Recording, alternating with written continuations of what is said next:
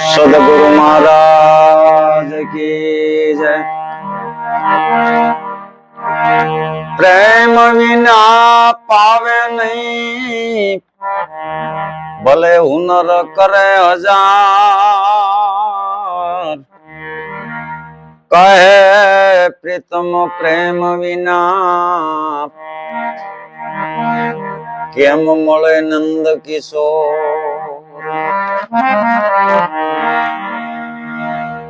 પ્રેમ પ્રેમ સબ કોઈ કહે, અને પ્રેમ જાણે નહીં કોઈ। એક વાર પ્રેમ ને જાણે તો જુદા પણ રહે નહીં કાં। મહાપુરુષોએ જે આ સાખીમાં કીધું કે પ્રેમ પ્રેમ સબ કોઈ કહે, પ્રેમ જાણે નહીં કોઈ। એક વાર જો પ્રેમ ને જાણે તો જુદા પણ રહે નહીં કાંઈ। પણ આ જે પ્રેમની વાત મહાપુરુષોએ કરી ને, એ જગતના પ્રેમની વાત નથી કરી, આ તો ઈશ્વરના પ્રેમની વાત કરી છે। કે જ્યારે સાચો પ્રેમ પ્રાપ્ત થાય, સદગુરુ મહારાજના ચરણે જાવી અને જ્યારે સદગુરુ આપણને જ્ઞાન આપે ને, ત્યારે પ્રેમ છે ને એ હૂતો હોય છે, અને એ પ્રેમને જગાડે તો કે નામ જગાડે પ્રેમને, પ્રેમ જગાડે પુરુષ। હવે નામને કોણ જગાડે? સુરતા। સુરતા જગાડે નામને, નામ જગાડે પ્રેમ, પ્રેમ જગાડે પુરુષ, અને પુરુષ જગાડે બ્રહ્મ। આવી કઈક હેલીની વાત આવે છે। હવે આ પ્રેમ પંખો પ્રેમ નથી કરતો, મરેલી ગા પ્રેમ નથી કરતી। પ્રેમ જો કોઈ કરતું હોય ને તો જીવતું જાગતું પ્રાણી છે ને એ જ પ્રેમ કરે છે। પ્રેમની વાત મહાપુરુષોએ કરી છે કે પ્રેમ નથી મળતો વાડીમાં પાણી પાતા, પ્રેમ નથી મળતો તેલ સોળાવે તાતા, પ્રેમ નથી મળતો વાટે કે ઘાટે, પ્રેમ નથી મળતો વાણિયાની હાટે। તપાસી જોવો ગુજરી ગામો ગામની, પણ પ્રેમ નથી મળતો। પણ કહે છે નરભેરામ ગુરુની દયાથી પ્રગટે પૂર્ણ પ્રેમ। ગુરુની જ્યારે દયા થાય ત્યારે પ્રેમ પ્રગટે, અને એ પ્રેમ છે ને ઈશ્વરી પ્રેમ છે। કારણ કે પ્રેમની જે વાત, પછી ગુરુ શિષ્યનો પ્રેમ હોય, પણ જે જગતનો પ્રેમ છે ને એમાં ઓટ આવે છે। ઓટ આવે એટલે કે મા દીકરાનો પ્રેમ, પતિ પત્નીનો પ્રેમ, મિત્ર મિત્રનો પ્રેમ, ભાઈ બહેનનો પ્રેમ, આ પ્રેમમાં ઓટ ક્યારે આવે? કે જ્યારે મા દીકરાના વિચારો એક હોય ને ત્યાં સુધી પ્રેમ ટકે। પણ માના વિચારો અને દીકરાના વિચારોમાં જ્યારે ફેર પડે એટલે એ પ્રેમમાં ઓટ આવી કહેવાય। પછી એ પ્રેમ તૂટે છે, ભાઈ બહેનનો પ્રેમ તૂટે, પતિ પત્નીનો પ્રેમ તૂટે। પણ જે સદગુરુ શરણે જાઓ અને સદગુરુ જે દયા કરે પછી જે એ પ્રેમ છે ને એને સંતોએ અખંડ પ્રેમ કીધો। એટલે એક સાખીમાં કીધું કે અખંડ પ્રેમ આરે ખંડમાં, એક તાર અરૂપ, સુરતા લાગી પ્રેમમાં અને પામી નિજ સ્વરૂપ। અખંડ પ્રેમ છે આ ખંડની અંદર। તો આ ખંડ છે, કાયાને ખંડ કીધો છે, અને કાયારૂપી ખંડનો વિનાશ છે। પણ જે અંદર પ્રેમ સ્વરૂપ પરમાત્મા છે ને એ અખંડ છે, એકતાર છે, અરૂપ છે, અને એમાં કે મારી સુરતા લાગી અને પામી નિજ સ્વરૂપ। જ્યારે એ પ્રેમ સ્વરૂપમાં આપણી સુરતા જ્યારે લાગે છે ત્યારે અખંડ। નકર આ ઘટની અંદર પરમાત્મા દેવળો દેવળ બેઠો છે, હુંકારા કરી રહ્યો છે, એ ક્યાં બેઠો છે અને ક્યાં બેઠો છે ને બોલી રહ્યો છે? તો કબીર સાહેબે પણ વાણીમાં કીધું કે જ્ઞાની કરો ને વિચાર, એ આમાં બોલવા વાળો બાપા ક્યાં વસે? એ જ્ઞાનીઓ તમે કરો વિચાર, આમાં બોલવા વાળો ક્યાં વસે? તો કે સોન કે ધૂન में दम दम જ્યાં પવનનો સેવાસ, પવનનો સેવાસ. મોતી તણા મેવલા વર્ષે ઘન ગોરયા આકાશ ગનાની કરો ને વિચાર. એ આમાં બોલવા વાળો રે બાપા ક્યાં વસે. સોન કી ધૂન મેં ધમધમે. કબીર સાહેબે તો નિશાન આપી દીધું કે અહીંયા એનું રહેણાંક છે. સોન કી ધૂન મેં ધમધમે જ્યાં પવન નો છે વાસ. મોતી તણા મેહુલા વર્ષે ઘનઘોર આકાશ જ્ઞાની કરો ને વિચાર. આમાં બોલવા વાળો ક્યાં વસે. તો આ કાયાની અંદર પરમાત્મા છે એવું બધા મહાપુરુષો કહે છે કે તારા ઘટમાં જો તપાસી ખજાનો છુપાયેલો છે. હવે ઈ કાયાની અંદર છે પરમાત્મા. તો ગોરખનાથે પણ કીધું કોઈ રે બતાવો અમને જોગી, જોગી મારી કાયાનો એવો કોઈ રે બતાવો અમને જોગી. જોગી મારી કાયાનો એ કરનાર રે. આવો જોગી ને મળે તો અમે જીવીએ. નહીં તારત જુ મારા એ પ્રાણ રે. એવો કોઈ રે બતાવો અમને જોગી. ગોરખનાથ કહે છે કોઈ રે બતાવો અમને જોગી, જોગી મારી કાયાનો ઘડનાર.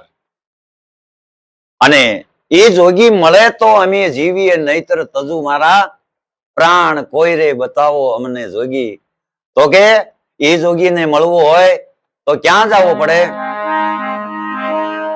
એવી સોપાટ રે માંડી રે સખી મેં તો સુનમાં.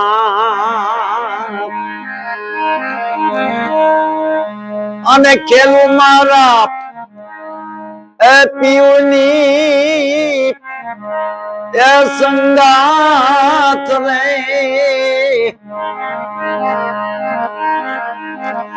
આવા હું રે જીતું તો પિયુજીની પાસમાં. અને પિયુજી જેતે તો અરે તો એ ભેળા રાખું ભરથાર રે.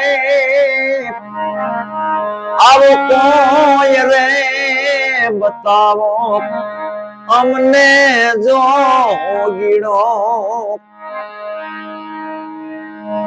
પિયુને મળવું હોય તો એ સખીઓ હાલો શૂન્યમાં. હવે શૂન્યની વાત કરી છે. શૂન્ય કોને કીધી? જુનાગઢ તમારે જવું હોય ને તો 150 કિલોમીટર રોડે સડો એટલે ફૂંટારે લખ્યું હોય, એક પથ્થરારે લખ્યું હોય કે 150 કિલોમીટર.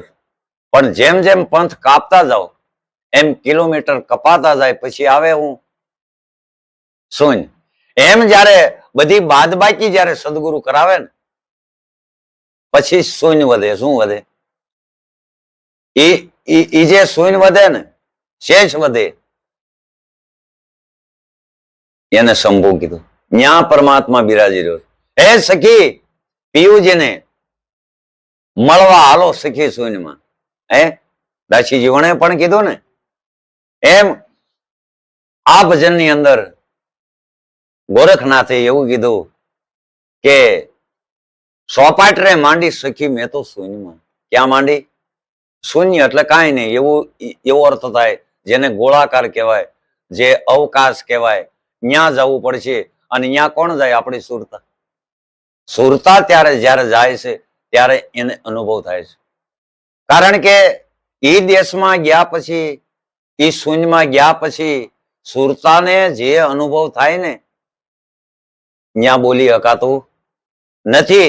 પણ સંતોએ વાણીમાં આવી અને પછી વાત કરી કે મને ઈ ઘીરે હું ગઈ હતી, આવો અહેસાસ મને થયો હતો, આવી અનુભૂતિ મને થઈ હતી, પણ ત્યાં બોલાતું નથી, એટલે વાણીનો સહારો લઈ અને સંતોએ અનુભૂતિની વાત કરી.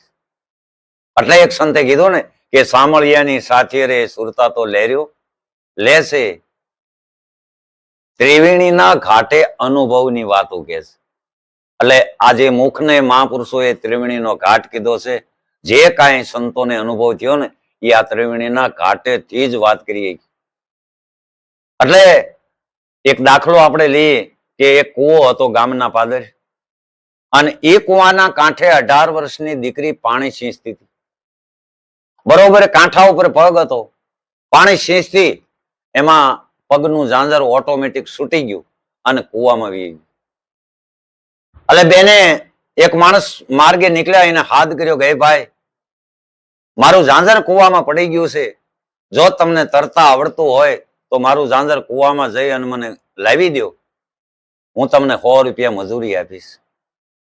ત્યારે એ ભાઈએ કીધું કે એક રાંઢવું લાવો, અને એ રાંઢવું એટલે વરત, એ વરત લાવ્યા અને કૂવામાં નાખ્યું ઠેઠ તળિયા સુધી, અને પછી કાંઠે બાંધી દીધો. પછી એ માણસ રાંઢવું ઝાલી અને કૂવામાં ઉતર્યા. હવે 50 ફૂટ પાણી ભર્યું છે. એ 50 ફૂટ પાણી વીંધી અને તળિયે ગયા અને ઝાંઝર હાથમાં લીધું, તો એને પાણીમાં છે ને આંખું ખુલી હોય તોય ભાળી શકો તમે. એટલે ઝાંઝર હાથમાં લઈ અને પોતે વિચાર કર્યો, ખોનીએ કેવો ઘાટ કર્યો છે, કેવા મોર ટાંક્યા છે, પણ પાણીમાં બોલાણું નહીં. એટલે આ માણસે જયારે પાણીમાં ગયો ને ત્યારે બહાર ઉભા હતા ને એમને એટલું કીધું હતું કે ઝાંઝર તમારું જયારે મને હાથમાં આવી જાય છે ત્યારે હું રાંઢવું હલાવીશ. એ ઈશારા ઉપરથી તમે માની લેજો કે આપણી વસ્તુ પકડાય ગઈ છે. એટલે પાણીમાં ઝાંઝર હાથમાં આવી ગયું, ઝાંઝર પકડાઈ ગયું, અને પછી એને રાંઢવું હલાવ્યું. એટલે બહાર ઉભા હતા ને એને વિચાર કર્યો કે આ વસ્તુ એને પકડાઈ ગઈ છે. એમ મહાપુરુષોને જે કાંઈ ઈશ્વરની અનુભૂતિ થઈ છે ને એ આ ત્રિવેણીના ઘાટેથી વાત કરે છે કે મને પરમાત્માનો આવો અહેસાસ થયો, મને પરમાત્માની આવી અનુભૂતિ થઈ. એટલે કહેવાનો અર્થ કે જ્યારે શૂન્ય એટલે એક અવકાશ, અને એ અવકાશની અંદર પરમાત્મા બિરાજી રહ્યો છે, પણ એ દ્રષ્ટિ હોય તો દેખાય. એટલે એને સંતોએ અનુભવ દ્રષ્ટિ કીધી, કોઈ સંતોએ આત્મ દ્રષ્ટિ કીધી, કોઈ સંતોએ જ્ઞાન દ્રષ્ટિ કીધી, કોઈ સંતોએ દિવ્ય દ્રષ્ટિ કીધી, કોઈ સંતોએ પારક દ્રષ્ટિ કીધી.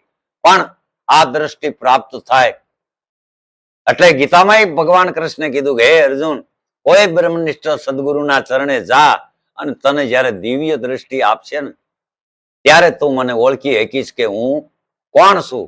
નહીતર આ સર્મ દ્રષ્ટિ છે ને એનાથી ઈશ્વર ઓળખાય નહીં. કારણ કે સર્મ દ્રષ્ટિ દેહને ઓળખે, આત્મ દ્રષ્ટિ હરી આપ, અવતારી પુરુષને કોઈ ન ઓળખે, ભલે બેટો હોય કે બાપ.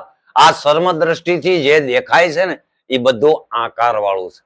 કેવું છે જગતની અંદર જે જ્યાં જ્યાં તમે દ્રષ્ટિ કરો અને જે કાંઈ દેખાય ને એ આકાર વાળું છે, પણ પરમાત્મા છે એ નિરાકાર છે. એટલે આપણી જયારે દિવ્ય દ્રષ્ટિ કે જ્ઞાન દ્રષ્ટિ કે પારક દ્રષ્ટિ હોય તો આકાર વિનાનો જે પરમાત્મા છે, નિરાકાર છે, એની આપણને અહેસાસ થાય, એની આપણને અનુભૂતિ થાય. અને અનુભૂતિ છે ને એ પોતાના સંયમને થાય. મહારાજ સંયમ ન થાય. ખાંડ મેં ખાધી હોય તો એનો સ્વાદની ખબર મને જ પડે, ખાલી સાંભળવાથી એની અનુભૂતિ થતી નથી. આ અનુભૂતિ કરવી હોય તો આપણે ખાંડને મોઢામાં મૂકવી પડે, તો જ સંયમને જ અનુભૂતિ થાય ને. ભોજન ભોજન કરવાથી તૃપ્તિ નથી થતી, પાણી પાણી બોલવાથી તરસ નથી छिपाતી, એમ રામ રામ બોલવાથી રામની અનુભૂતિ કોઈને થતી નથી. પણ જો રામની અનુભૂતિ થતી હોય તો હાકર હાકર બોલો. હાકર હાકર બોલવાથી હાકરનો સ્વાદ કેવો છે એની અનુભૂતિ થતી નથી. પોતાને સંયમને જ હાકરનો ગાંગડો મોઢામાં મૂકવો પડે છે, ત્યારે જ એ હાકરનો સ્વાદ કેવો છે એની અનુભૂતિ પોતાને સંયમને થાય. અને પછી થાય અને કોક પૂછે કે તમને હાકર ખાધી કે હા કેવી લાગી, તો આપણે એટલું જ કહીએ કે ગળી લાગી. તો કે ગળી કેવી? તો કે બહુ ગળી. પણ વિશેષ ઈથી આપણે કાંઈ બોલી શકાતું નથી. એ તો જેને સદગુરુના ચરણે ગયા અને સદગુરુએ શાન કરી અને આત્માની ઝાંખી કરાવી, એ તો સદગુરુ મહારાજ અને શિષ્ય આ બે વસાળ જે આપલે થાય છે ને, એ બીજાને મહારાજ નથી ખબર પડતી હો. નકર તમને એક દાખલો આપું કે કુરુક્ષેત્રના રણ મેદાનમાં કૌરવ અને પાંડવનું 18 દિવસ યુદ્ધ આવ્યું. ત્યારે હસ્તિનાપુર નગરીમાં ધૃતરાષ્ટ્ર રાજા બે આંખે આંધળા હતા. ત્યારે બાજુમાં સંજય બેઠો હતો. ત્યારે ધૃતરાષ્ટ્ર રાજા સંજયને કહેશે, હે સંજય, અત્યારે કુરુક્ષેત્રના રણ મેદાનમાં કૌરવ અને પાંડવનું યુદ્ધ હાલે છે, એમાં અત્યારે કોણ કોણ લડી રહ્યા છે એ મને સંભળાય. તો કે સંજય પાસે દ્રષ્ટિ હતી. શું હતું? દ્રષ્ટિ હતી અને હજારો ગૌ એ જોઈ શકતો. એટલે કુરુક્ષેત્રનું મેદાન તો હસ્તિનાપુર નગરીથી છેટું હોય છે ને, આપણે નથી જોયું પણ છેટું તો હોય છે ને. એટલે અહીંયા સંજય બેઠો બેઠો દ્રષ્ટિ કરી અને જોતો અને પછી ધૃતરાષ્ટ્રને કહેતા કે અત્યારે અર્જુન અને કર્ણ સામસામા લડી રહ્યા છે. હવે વિચારજો, જ્યારે ભગવાન કૃષ્ણે હજારો ગૌ યુદ્ધ થાય છે એ સંજય જોઈ શકતો અને કહી શકતો કે ધૃતરાષ્ટ્રને કહેતો કે અર્જુન અને કર્ણ લડે છે, અત્યારે યુદ્ધ એ બેયનું હાલે છે. પણ જ્યારે ભગવાન કૃષ્ણે અર્જુનને વૈરાટ સ્વરૂપનું દર્શન કરાયું ને મહારાજ, એ સંજય ન ખબર પડી. જો એ સંજયને એ બે વસાળે જે આપલે થઈ કૃષ્ણ અને અર્જુન વસાળે, જ્યારે વૈરાટ સ્વરૂપના દર્શન કરાયા ત્યારે અર્જુન અને કૃષ્ણ વચ્ચે જે આપલે થઈ ને, એ આપલેની ખબર સંજય ન પડી. પછી સંજયને એ સમયના ગુરુ સુખદેવ મુનિ પાસે જવું પડ્યું અને આ વાત જાણી ત્યારે એને નક્કી થયું કે આ બે વસાળે આપલે હું થાય છે. એમ જ્યારે સદગુરુના ચરણે જાઓ અને જ્યારે સદગુરુ આપણને શાન બતાવે, પરમાત્માની ઈશારો કરે, એનું જ્ઞાન જ્યારે આપે ને, ત્યારે છેલ્લી ઘડીએ એ જે સદગુરુ શાન કરે ને, એ શાન જો સમજાય જાય, એ અહેસાસ થઈ જાય, એની અનુભૂતિ થઈ જાય તો કામ થાય એવું છે. એટલે આ કાયાની અંદર જે બિરાજી રહ્યો છે એ પરમાત્મા પોતે છે. એટલે સંતોએ કીધું કે આ બોલે બીજો નહીં, પરમેશ્વર પોતે, અજ્ઞાની જીવ આંધળો કે અળગો જઈને ગોતે. નકર કાગ બાપુએ એક વાણીમાં લખ્યું છે કે તીખું ને તુરું જાણનારો સાંભળો મુખમાયજી. તીખું ને તુરું એક જાણનારો સાંભળો મુખમાયજી. બે હોઠ જો શેટારે તો એક શબ્દ ના રે બોલાય. ભાઈ તારો ઘડનારો ઘટની માયજી. કાગ બાપુ એની વાણીમાં લખે કે તીખું અને તોરું જાણનારું સાંભળું મુખમાય. પણ જો બે હોઠ શેટા રહે ને તો એક શબ્દ નો બોલાય. ભાઈ તારો ઘડનારો ઘટની માય. હરિવર જાણ્યો કોઈથી નો જાય, ભાઈ તારો ઘડનારો ઘટની માય. હવે તીખું તોરું આ જાણનારું સાંભળું એક મુખમાં, એટલે આ જીભ. કાગબાપુ એમ કે છે આ જીભ રહે ને એક સાંભળું જ છે, પણ જીભ ખારું છે, ખાટું છે, મોળું છે, તીખું છે, તોરું છે, આ કોને ખબર પડે? જીભને. તો એ તીખું તોરું જાણનારું સાંભળું મુખમાં એટલે જીભ. પણ જો બે હોઠ છેટા હોય ને, એક શબ્દ બોલવો હોય ને તો આપણે બોલી શકીએ. જ્યારે બે હોઠ ભેગા થાય ત્યારે શબ્દ બોલાય છે. એમ બે ઓઠ જયારે શેઠા હોય ત્યારે એક શબ્દ નો બોલાય, ભાઈ તારો ઘરનારો ઘટની માય. પછી કે શ્વાસ રેસે ચાલતો કહો કોણ ઊંઘી જાય જી. શું કીધું? કે શ્વાસ રહેશે ચાલતો કહો કોણ ઊંઘી જાય. રાત્રે જયારે આપણે હુતા હોય તો આપણો સ્વર તો ચાલુ છે ને, આપણા શ્વાસા તો ચાલુ છે ને, તો આ હોય કોણ ગયું?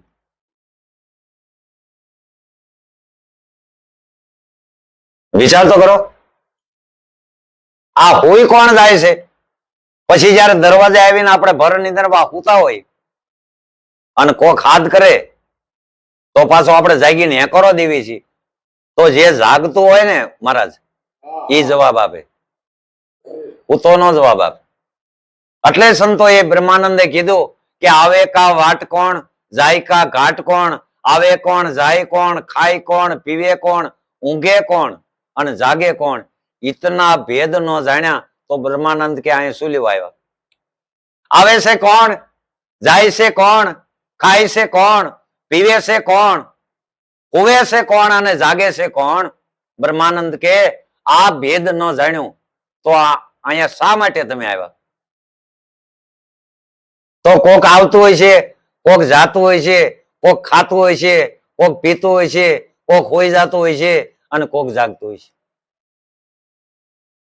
તો આપણે જયારે હુતા છીએ અને આપણો જે સવાર ચાલુ છે તો આ હોય કોણ જાય છે? કાક બાપુ કે તો કોણ હુવે છે એનો એક સંત મહાપુરુષ પુરાવો આપે છે. આરે કાયામાં કોણ સુવે કોણ જાગે અને કોણ છે ચોકીદાર. આવું કીધું. આ કાયામાં કોણ સુવે કોણ જાગે અને કોણ છે ચોકીદાર? તો એનો જવાબ આપ્યો છે કે નુરત સુવે અને સુરત જાગે અને ચેતન છે ચોકીદાર. આ ચોકી કોણ કરે છે? ચેતન છે ઈ. અને જાગે છે કોણ? સુરત. અને હોઈ જાય છે કોણ? નુરત. તો નુરતા હોઈ જાય છે, સુરત જાગે છે અને જાગે ને એ જ અવાજ સાંભળે. બહારથી શબ્દ આવ્યો તો સુરતા એ સાંભળ્યો એટલે સુરતા જ જવાબ આપે છે કે હવ. એટલે શ્વાસ રહેશે ચાલતો કહો કોણ ઊંઘી જાય.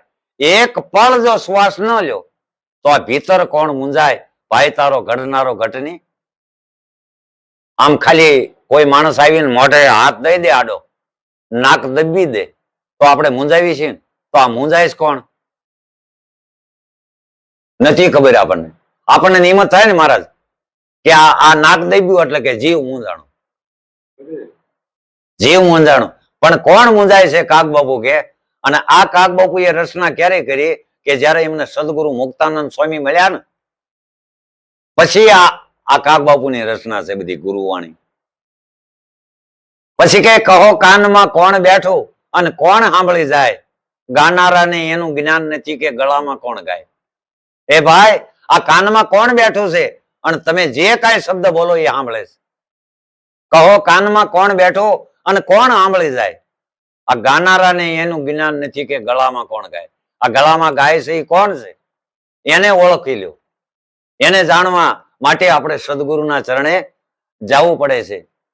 પછી કીધું કે ક્યાંથી આવ્યો અને ક્યાં વસ્યો? પાછો ઉડીને ક્યાં સંતાય? કાગ કે મોટા મુનિજર અંતે મોટા મુનિજન મુંજાય. ભાઈ તાળો ઘડનારો ઘટની માય. આ ક્યાંથી આવ્યો, ક્યાં આવીને વસ્યો અને દેહ પડ્યા પછી ક્યાં અંતાઈ જાય છે? આ જાણવા હાટું થઈ અને મહાપુરુષોની મહેનત છે કે અહીંથી આવ્યો, અહીંયા વસ્યો અને આ દેહ પડ્યા પછી અહીંયા જવાનો છે. આ મહાપુરુષોની મહેનત છે કે હું કોણ છું, ક્યાંથી આવ્યો, આ દેહ પડ્યા પછી મારે ક્યાં જવાનું છે અને અસલ ખરું મારું સ્વરૂપ છે શું છે એ દેહ પડતા પેલા જાણી લે કે મર્યા પછી મારે આ ઘીરે જવાનું છે.